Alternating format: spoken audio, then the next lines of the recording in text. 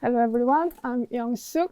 I'd like to start presentation by relaying to Fiona's proposition about listening by paying attention to what's happening beyond four walls of this room. So let's take a moment and try to listen and present to the outside this building. There are other gatherings happenings around on this site, in this site, and excitement or anxiety of opening new cafe. So not separating this room and our bodies and this presentation, the stories to be told throughout the day from the surrounding. So we kind of situate this within, and also not just the kind of the gatherings and happenings of humans. There are lots of movement under the soil in this ground, and birds are resting after a busy morning. So let's try to notice all of this. And also let's think about the spirits that are staying in this room. We're living through really difficult system that puts profit above everything, that puts progress above care. So it's almost a nonsense to think there is no ghost in this room. There must be one or two, even more. So let's try to acknowledge that too. And I think this noticing and acknowledging and the sense of interconnectedness with the unseen in the seen, the unheard in the heard, is the critical context of In Every Bite of the Emperor. In Every Bite of the Emperor is the ongoing long-term ecological grief project that weaves transnational narratives and interspecies healing around damaged lands and their broken communities. Grief has been the focus of my practice since 2020. It started with my previous project called Not This Future. Not This Future commemorates the SX-39 incident. I don't know whether you know that incident. The 39 Vietnamese people found dead in the back of a lorry in Essex. It was about 3.5 years ago. And that incident revealed such intricate structure of extraction the global majority is living through, and we are pretty much part of it. And that incident is also related to environmental disaster back in Vietnam, which you will see the details later. So after finishing that project, and I realized that the remit of grief should be extended beyond the loss of human lives, and that emergence is kind of how In Every Bite of Emperor project was born. And here I'm proposing grief beyond mourning and sadness over the loss. I propose grief as collective interrogation. It's more like a social-political autopsy. When you go to wake and funeral, what is the first question pops in your mind? The first question is, what happened to this body? What is the cause of the death and this loss? But when you do this question collectively, it can be really powerful interrogation process. So that's kind of how I propose grief. And in that sense, grief also can be the leverage for social change. Because when you think of what if, because when you lose your loved ones, there are lots of what ifs pops in your head. What if I've done this? This wouldn't have happened. Something like that. So it's also about reimagining different possibilities, different futures through the process of grieving collectively. And this project engages 4 different geographical sites. The starting point is not far from here. It's Collier's Moss in St. Helens, right next to Liverpool. A series of destructive industrial activities was held here, but it is quite remarkable how the land is vigorously recovering in the last 20-something years. But there is a small patch of land that still refuses to grow anything. It's very, very special land. I'm planning to organize a witnessing community with a group of women from Chrysalis Center for Change, the local charity for the survivors of domestic violence. So it's going to be quite powerful witnessing process. People who understand what trauma and violence means, sitting with the land who went through a series of violence. And through that journey of witnessing, we're also trying to create the ecological grief ritual. So that will start from next month. And second site of ecological grief project is Perak and Pahang in Malaysia. I'm particularly interested in learning healing ritual process as the kind of core of a spiritual knowledge system from indigenous communities. And also there is a link between this area and Koleosmos is mining business. And Malaysia used to be the largest tin producer under British colonial rule. So there is a kind of connection in terms of kind of a colonial extractivism. Third site is Sampyeong village in Korea. It's a very small farming village in the southern part of Korea. And there is a group of women elders who had protested for 7 years against the government plan of expanding nuclear energy power plant. And their reason of opposing wasn't about protecting their properties. It was about a very spiritual one, which you're going to find later again. And lastly, it makes sense to go back to the fishing village in Vietnam, where this future project is related. So it's kind of making closure of this grief circle. So these are kind of, 4 sites that are related to ecological grief project. So when I kind of finished the preliminary research around what ecological grief means, I wrote the prologue. So this prologue is more like a compass.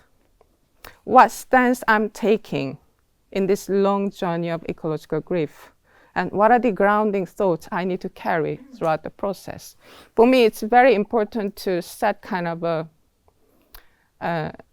the critical ground, but that critical ground is not just based on theory, also it's based on the stance, and stance is often pretty much about ethics. What is your ethical stance? So I'm going to share a short visual essay of prologue.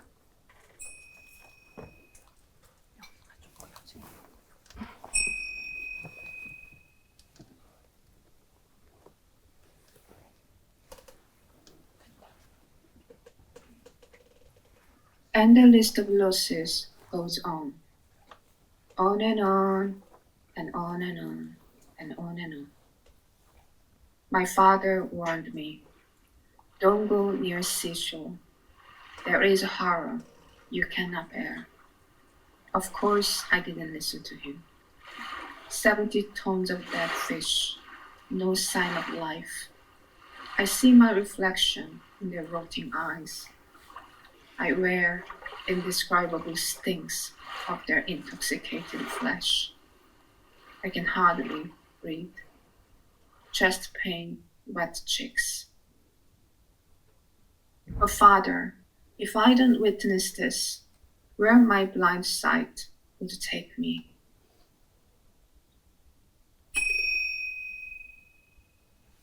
In October 2019, 39 people were found dead in the back of a lorry in Essex. They died in suffocation whilst trying to cross the UK border illegally. The Home Office and the media quickly agreed to condemn people smugglers as a cause of this tragedy.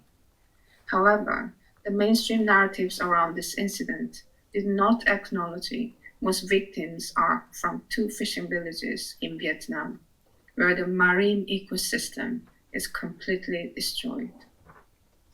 The multinational steel corporate directly dumped their toxic waste into the ocean. Fishing became impossible. Tourism quickly died out. Most people in these 2 villages lost their livelihood and became people smugglers' targets. Desperate young people decided to take a risk to help their families survive and follow their dreams. The youngest victim was only 15 years old.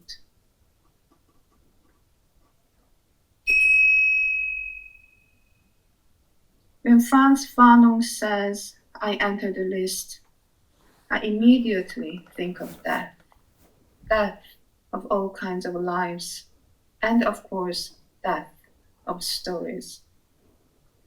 Adrienne Murray Brown says, grief is not linear, and it is everywhere. If grief is everywhere, they must be connected, here and there. I have been looking for these dots.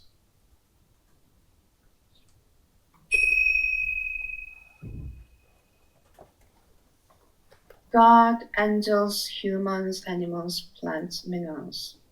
God, angels, humans, animals, plants, minerals. God, angels, humans, animals, plants, minerals. The great chain of being in this medieval order of the world. Everything descends from God. Carl Linnaeus, a revered botanical scientist, spent his whole life refining the taxonomic system for nature. First, he removed the spiritual sphere from the world of science. Without God, without angels, the hierarchy of his science kingdom descends from a very specific human variety. Europaeus albus, white European, along with subracial species of red Americana, tawny Asiana, and black Africana. The white European became the equation to God. Since then, the world has had to follow their order and serve them.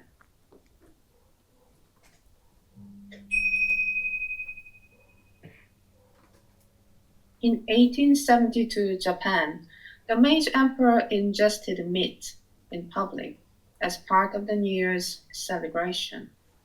Proposing the West as the cultural superior, Westernization was accelerated in the Meiji era, including the ambition of transforming Asian bodies into Western ones.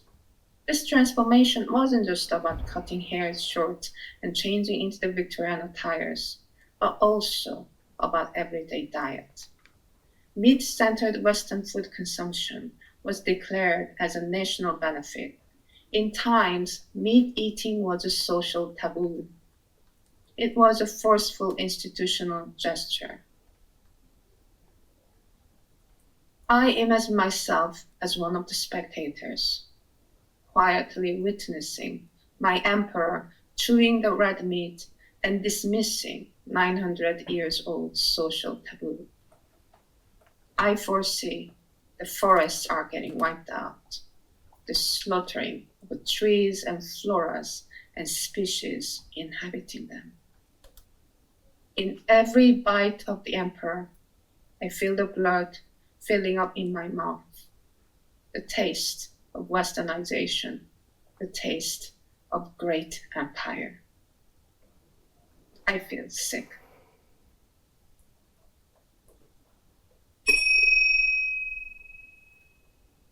When you become a widow, you see widows everywhere. When you lament, the ghost becomes no longer a stranger. Every loss directs us to all other worlds coexisting. They are beyond our eyes, beyond the Latin alphabets. History might select a few, but the story is all of us. The story not from your head, but your belly.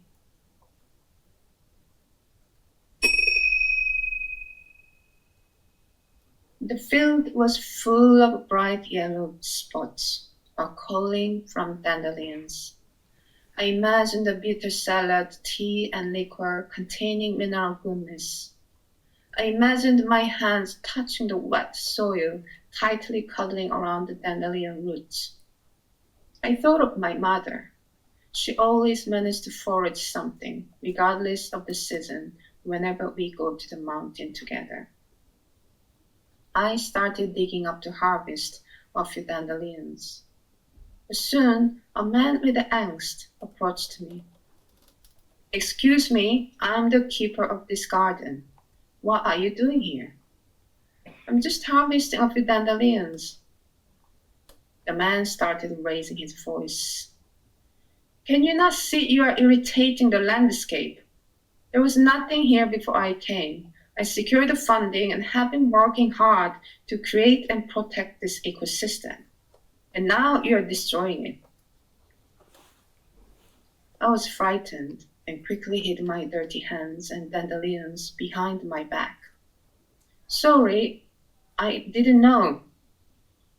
At the moment, it wasn't just the scolding man who upset me. The whole situation must have been comic to these dandelions, as I heard them laughing and giggling and saying, "Who protects whom? Did they just say nothing was here before he came?" I wished it wasn't just me who could hear the dandelion voices.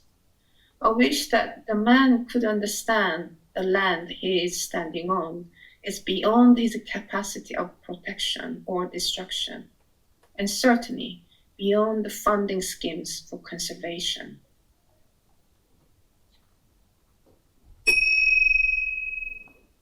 In 2014, the elders of Sampyeongli, a small farming village in Korea, gathered around their shaman tree. The purpose of this gathering is to call for protesting against the government plan to install the high-pressure transmission towers across their spiritual land. 2 towers were scheduled to be built in this village, one in the Noin mountain, where the community rituals are often held, and the other just behind this shaman tree. The construction for the first tower launched already with a series of explosions that upset the spiritual mountain. A few days later, the village suffered from the excessive amount of hail. It damaged all the orchards and onion fields. In that year, farmers' income declined to almost zero. The elders see it as a curse.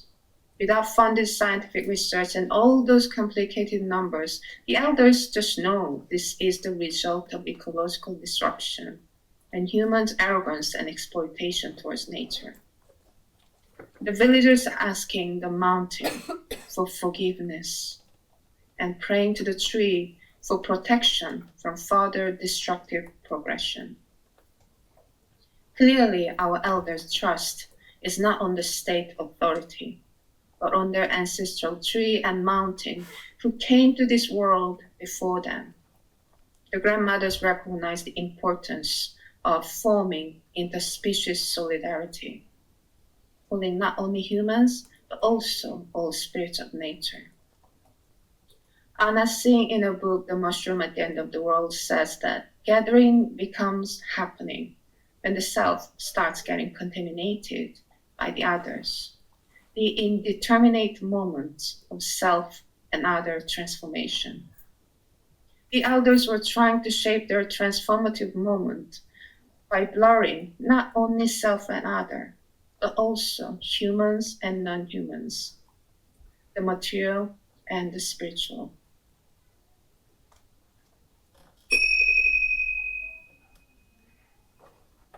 And I'm here with a list that is almost never ending. I beg you not to give up reading every name on it.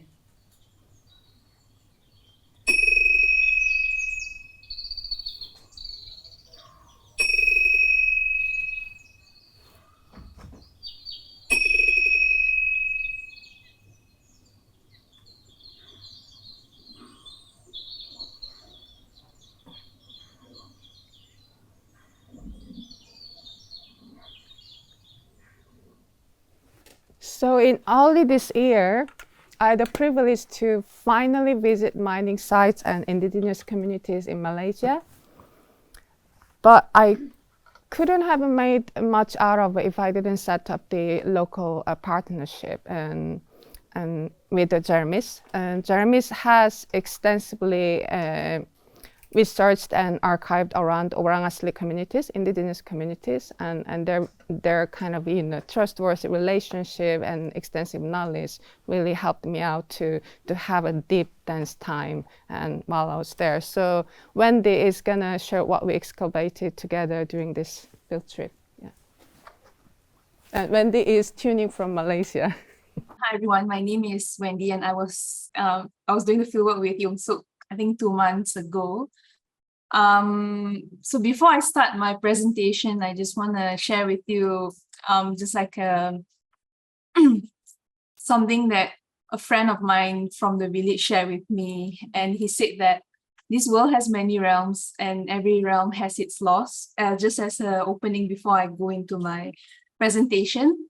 So I just want to give a context of where we were in Malaysia 2 months back.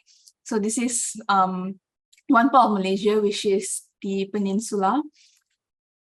And so where in the center of the peninsula, there's actually a very long mountain range, which is known as Banjaran Titiwangsa or Titiwangsa mountain range. And overlaying this map with where the tribes, the indigenous tribes in Malaysia, there are 19 tribes. This is only in Peninsula, and when we say Orang Asli is referring to the indigenous tribes in Peninsula Malaysia.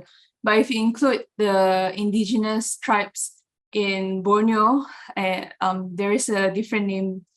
So our work focus on the Orang Asli in Peninsula, and they actually only make up less than 1% of the population. So it's a they are very minority in Malaysia. And most of the tribe names that you see on the screen here, whether it's Semai, Temia, Mameri, Temuan, they all translate to their own language as humans or people of the forest. So why they have that label? Because when the British came to Malaysia back then, when they go into the forest and they meet the tribes, they ask them like, what are you or who are you? And they reply them, we are humans. So then the name stuck with them until today. And they live in forest reserves, and which means that their customary land rights are not recognized, which their ancestral lands are not recognized. And it gets complicated because land matters are within state jurisdiction. So when you go from one state to another state in Malaysia, there's different laws that govern the land. So it gets very complex. So where Youngsook and I were at was in the West and East Semai regions of the peninsula. And there's quite a difference between the East and West Semai, even though they share the same name. Okay, so who are the Semai? They refer to themselves, when you ask them, they call themselves Sengoi, which translates to people. And they were traditionally semi-nomadic. So they would, where they plant their hill paddy or their cassava, their corn, so on and so forth, they follow the fallows. So they would stay within a place between 3 to 4 months before they shift to another place. This was a long time ago. And under the Senoi group, which is Semai is under that group, they are known for their dream practices. So their dream practice actually becomes a very important foundation to their cosmology, which they view the landscape as not only comprising of themselves or the plants, the forest, or the animals.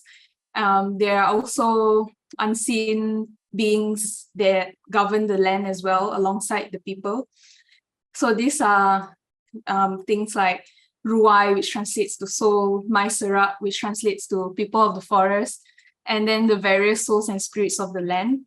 And because of how they view the world and how they position themselves within the cosmos, it's actually what I call a cosmology of care, because everything that they do, it's about looking after themselves and as well as the seen and unseen creatures around them.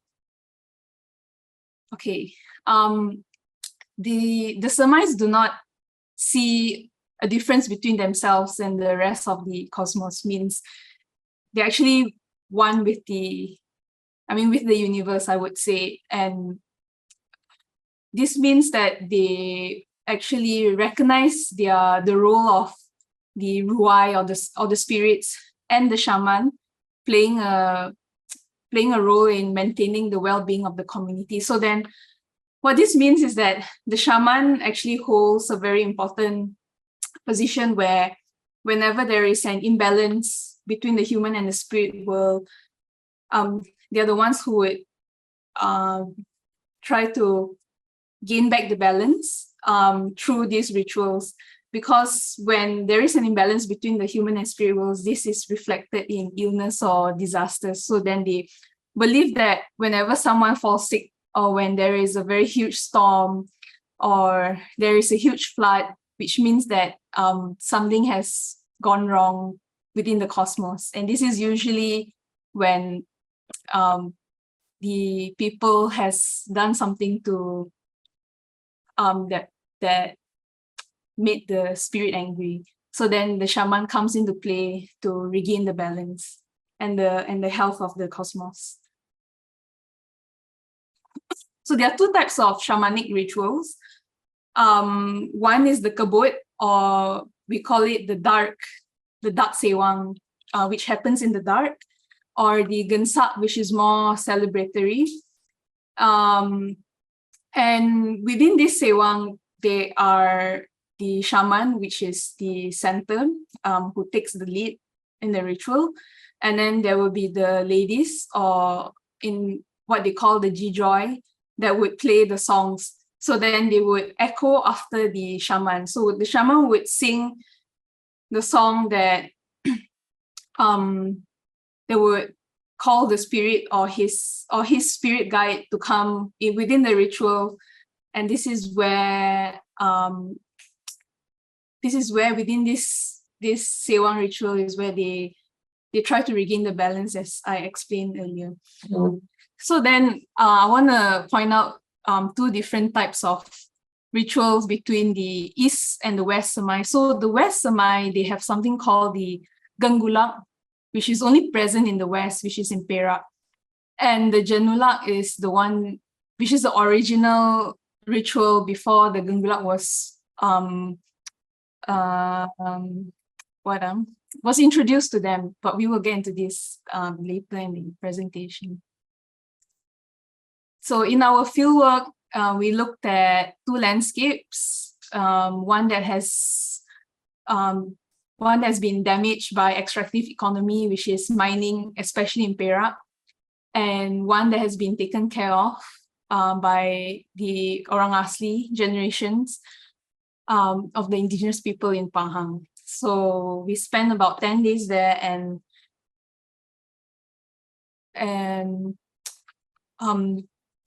we used landscapes as dichotomies, where we center on reverse rituals and ruai, because we wanted to look at how generations old institution of customs and laws of the land held by the Semai maintain stability of their place, and how the disregard of this has brought upon destruction of a landscape, and which affects the Semai until today in the name of growth and expansion.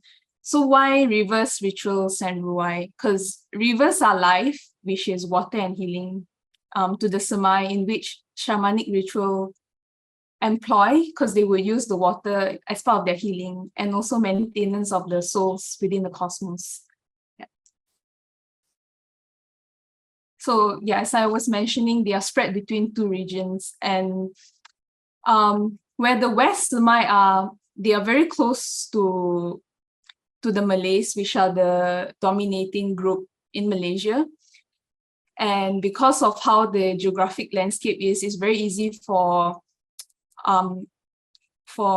companies to open the land, to extract from the land, and therefore a lot of their traditional belief system has been altered because of the contact between the Malays. And then East Semai, until today, they still maintain their traditional values and way of life, because where they live is very close to, it's a very challenging terrain. So to get in there, there are lots of hills and rivers that you have to cross. So then a lot of it has been maintained until today. So the West Semai in Perak, where a lot of, where the largest tin mining, one of the most productive tin mining places in the world back then, was where the East Semai lived. And as you can see in the picture here, how all of the blue dots that you can see, those are actually ex-mining areas. And the Kinta River played a very main role because there was how they transported the tin dredger. That's why all of the tin mining places are close to the rivers.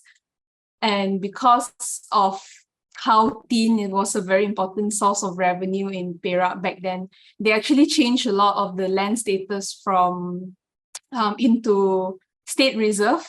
So then there was agreement with the indigenous back then, like, develop your land and then we will return it to you when we are done extracting the tin. But the Semais who are in that area, they do not have access to a lot of land. The difference between the Malay shaman versus the Semai shaman is that the Malay shaman used a very power-oriented way of talking to the spirit. So they would control the spirit of the land when they are opening the land, versus how Semai shaman, when they want to tame an area which is very, very strong spiritually, they would spend many years communicating with the spirit of the land. So they reach to a point of agreement. So this is how a lot of the traditional ways of the indigenous people of this area, the West Semai area, has been changed because of contact and because of how the state wanted to extract the area. So a lot of my Semai friends who are living in the area where heavy mining was done back then, they are still suffering from the effects of mining, because first, they do not have a lot of land to maintain their traditional way of life, and as well as it's very hard to recover an ex-mining area. So there are lots of land that has just been left there. Just to share something that my friend shared with me, who's living in that area, that she said that the rich will never have enough, but she also said that they themselves don't have enough. The only difference that the rich keep wanting more. And for the Orang Asli Semai, they just want to maintain what their ancestors have been doing for many generations, which have been changed because of how the state government wanted to change the way that they dealt with the land back then. So we moved into East Semai in Pahang, and we looked at the river as well. And they have the main river there, which is the Jelai Kecil River, and the tributary, which is the Kendurong River. And for them, they view the river as a source of life and a source of their customs. So these rivers, along the rivers, there are actually a lot of sacred sites. And one of it is the waterfall that I went with Youngsook, and also a hot spring, which we didn't manage to go because we require permission from the spirit to actually be there. And there's also the most sacred of all, which is the Telaga Tujuh, or the 7 wells, which is very far away from this river that you see in the picture here. And they believe that this area is where is the source of all water. And we can actually see how they take care of the area, because it's not only a sacred site for their spiritual purposes, it's also a source of clean water. And actually, in one of these rivers, at the hot spring, actually, there are gold that exists in that hot spring, but they do not take the gold. And when I asked why they do not take the gold, is because they say that, first of all, gold don't belong to them, because they believe that It belongs to the spirits that are in other plane of existence who supply water to them. So if they do take the goal, and then these people within that other plane of existence would stop supplying water to them. And then secondly, they do not take the gold because they have no use for these rocks. Like they cannot eat it. They will never trade. They will never trade their land for money. But there's a most recent threat, which is a microhydro project, which would enroach into their sacred site. And when the shaman that you see in the picture here, his name is Jais, he communicated with the spirit of the hot spring and asked like, and basically asked like, is it okay that the microhydro project touches into your area? And the spirit said, no, because if the place is disturbed, something bad will happen.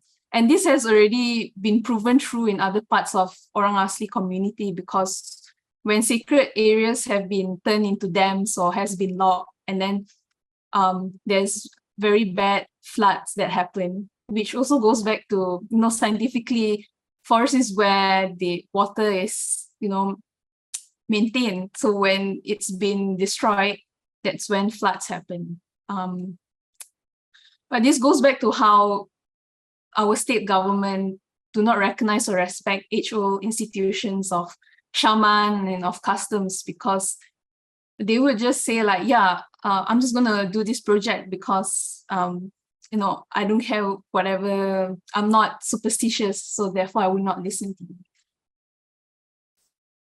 And there's another shaman in the same area. His name is Bachip.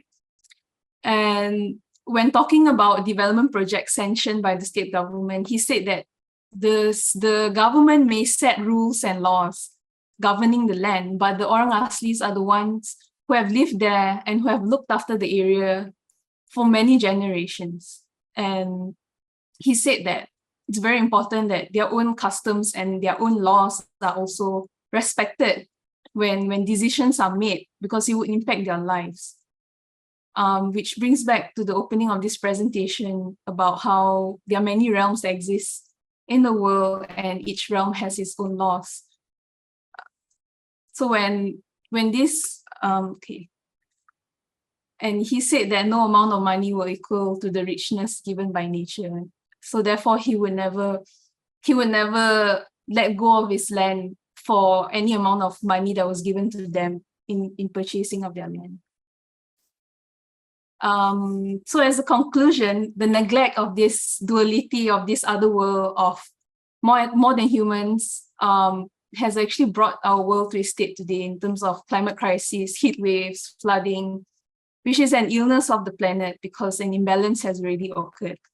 But I believe that within this lies solution to the crisis that we face today, which is when we should start listening to our indigenous people and returning to ancestral ways of caring for the earth. So it's really about understanding our relationship with the land, understanding the relationship that we have held with nature since ancestral times. Thank you. So holding on to the amazing insight Wendi shared, I'm going to tell you the story about the elephant named Larut. It's a mixture of research discoveries, conversations I had with the elders from indigenous communities, and the speculative narratives. And that's kind of usual style of writing I work around. And because my digestion of this dense, deep time in Malaysia is still ongoing, the story is quite raw and heavy. So I'll leave the responsibility of refining the story as a collective one. So you can fill the gap of the fragments of the story. A theodolite is a precision optical apparatus for measuring the angles, distances between designated points. As a primary tool for land surveying, it is extensively used for mining and engineering construction. The readings of this machine dictate the plan of land use, and the position of buildings and infrastructure. A modern theodolite measures electronically, and its measurements are stored directly in computer memory. It's called a total station. Angle measurement, distance measurement, coordinate measurement, data processing, the land geometrics. Meter squares, hectares, acres, only the numbers are approvable stories. Fragmentation, ownership, extraction, total station. The Hala, a village shaman of an indigenous community in the Malaysian rainforest, is asking me, throw the black stone into the fire. He insists, let's see the smoke first. I brought this stone from the land that refuses to revive. Nothing can grow there, despite the persistent nurturing attempt of the silver birch trees and most communities around. This land used to be a clay pit, then the dumping ground of coal mining spoils for decades, and more recently, the backyard of glass manufacturing. I imagine this land as my body. I feel its resistance against recovery from the abyssal layers of toxic sedimentation. It is still grieving from the underpaid trauma. The soil is mourning. Tears form into solid black stone. After explaining to the Hala and elders what happened to this land, I carefully seek for advice if the spirit guide would show the pathway to healing. If I bring up this stone during Sewang, the healing ritual of the Semai tribe. The Hala replies, you see, no smoke.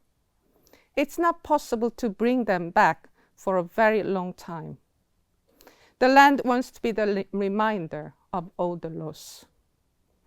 One of the elders quietly adds, every inch square of soil has a unique spirit.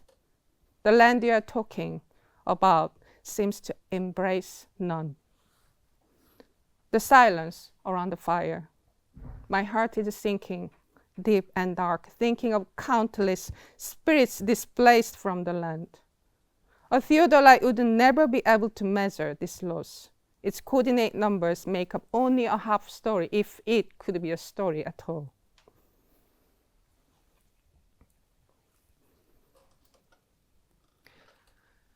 Long Jaffa had an elephant. Long Jaffa is one of the sultans. He had an elephant named Larut as a pet. One day, Larut wandered off into the deep jungle.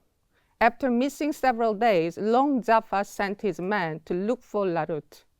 They found the elephant covered with mud, containing a significant amount of tin ore. This discovery led to the establishment of Larut, a tin mining belt in Taiping, Malaysia. This is the story that would greet you at the beginning if you visit the tin mining museum in Perak. However, my suspicion brewed a different story. It's a little bit longer than this one.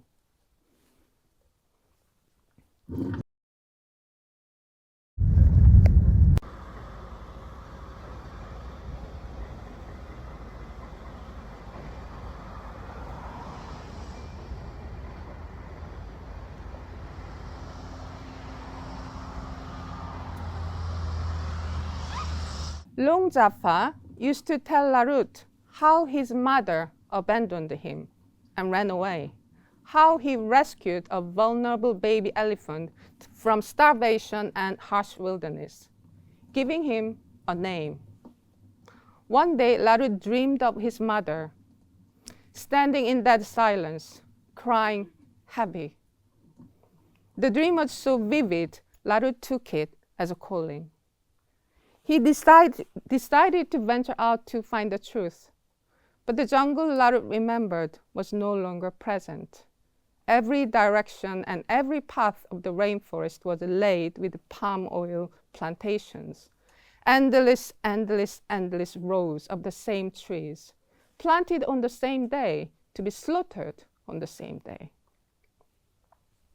Not many signs of other lives, including Larut's tribe. After days and days of searching, Larut reached the most beautiful mud field he's ever seen. It was shimmering with a silvery texture. Straight away, he jumped in. So much joy to forget all other worries for a moment. But somehow, Larut started feeling disoriented and suddenly fainted.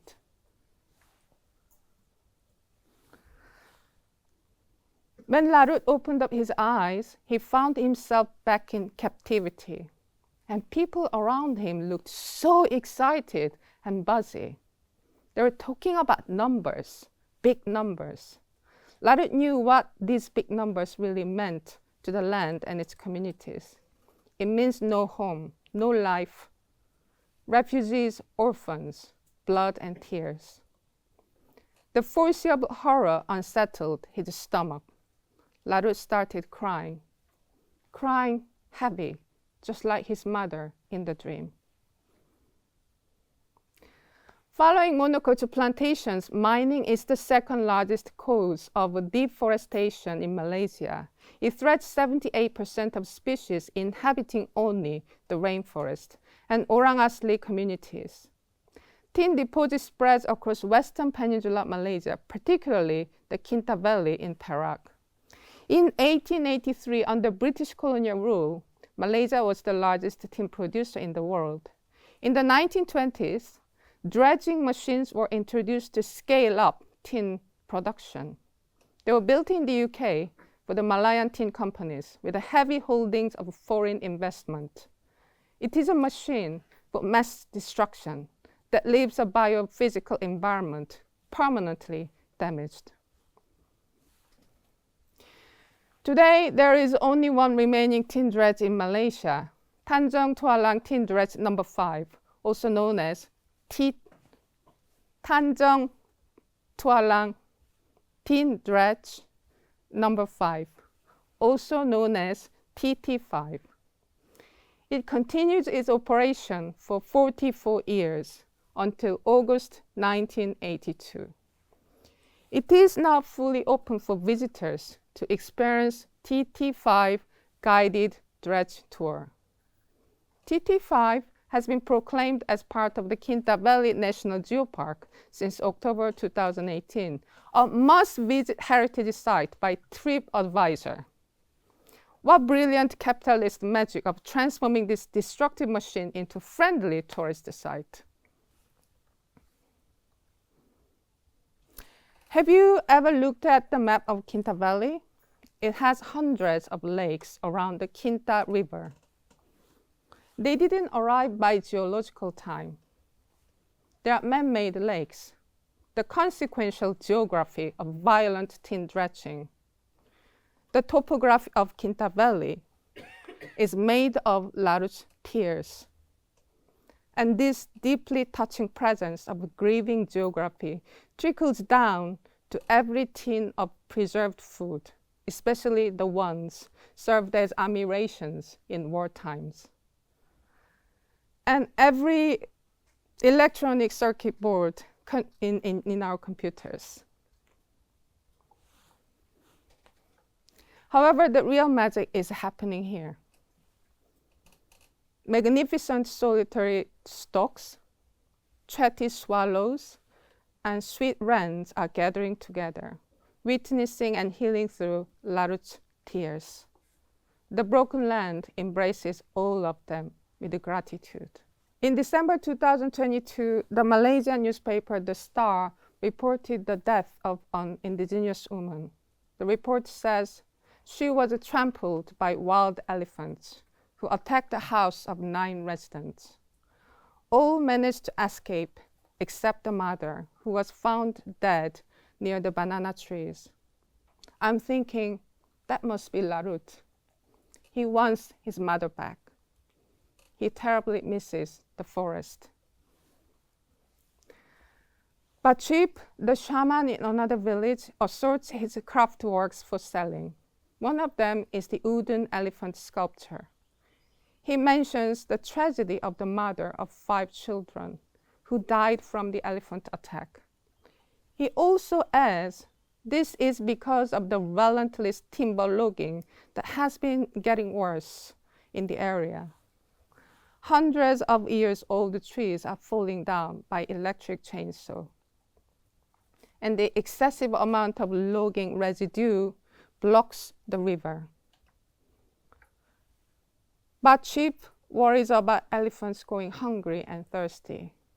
No sign of revenge plan for the loss of their own. The increasing conflict between humans and elephants is a national concern in Malaysia, with an estimated 30 million ringgit worth of damage over the 6 years period between 2015 and 2020.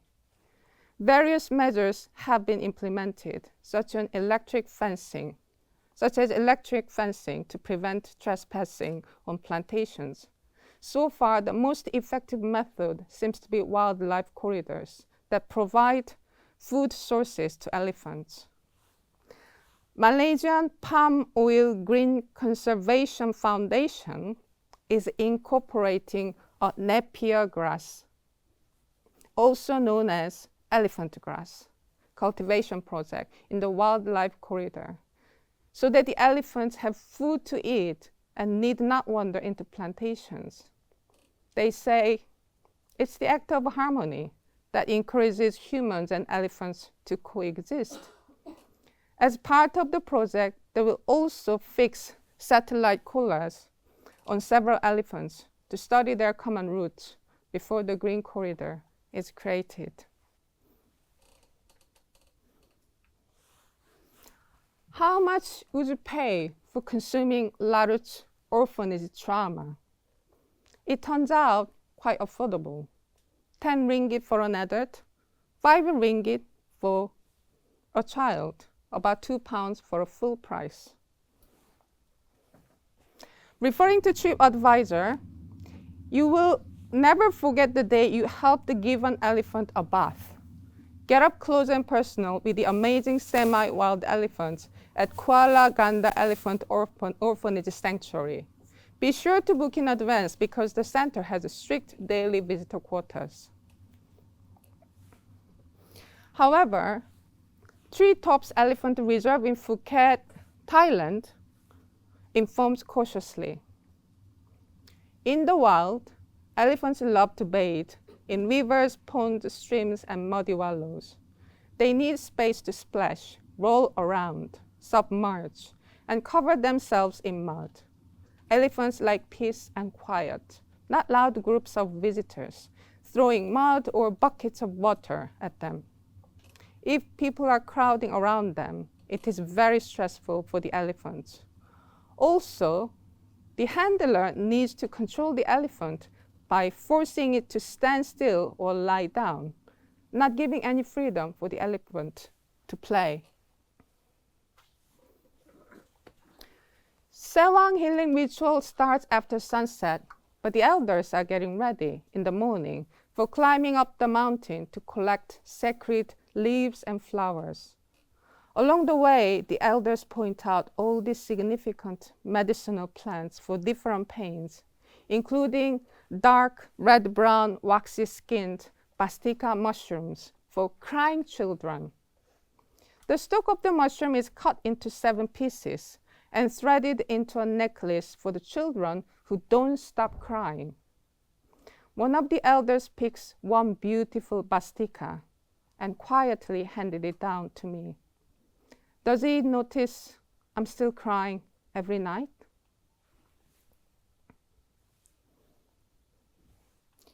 Sun goes down. Villagers gather in the ceremonial house. Balei Pankar, the plant's totem offering for the spirit guide, is hung up and beaming with heavenly floral scent. The hala starts singing and calling for a spirit guide. Midwife hits the gong and mothers beat the bamboo tubes to join the song. Eventually, everyone gets up for dancing. Our bodies are swaying like tall, steady elephant grasses. I see the mother of 5 children appears right next to Larut. She is gently wiping Larut's tears with forgiveness. They are also swaying to the healing sound. The boundaries between different spirits are collapsing, all merging and dancing to the pulse of the rainforest. This swaying is our acute witness, our joyous prayer. The immortal bodies, built in concrete, painted in the Lego blocks color scheme, once all perfectly measured, categorized, unnamed, unrooted, separated from motherland and mothers. The debris of the colonial abuse remarks the signs of disorder and malfunction. Hands cut off, skin peeled off, cracks all over. But wait, the mighty fun spores have landed in a wound. They are telling the only beginning lies in the absolute ending. Persistently returning, the ongoing prophet of our broken world, funds are casting an ancient old spell. They're taking down a total station. Thank you.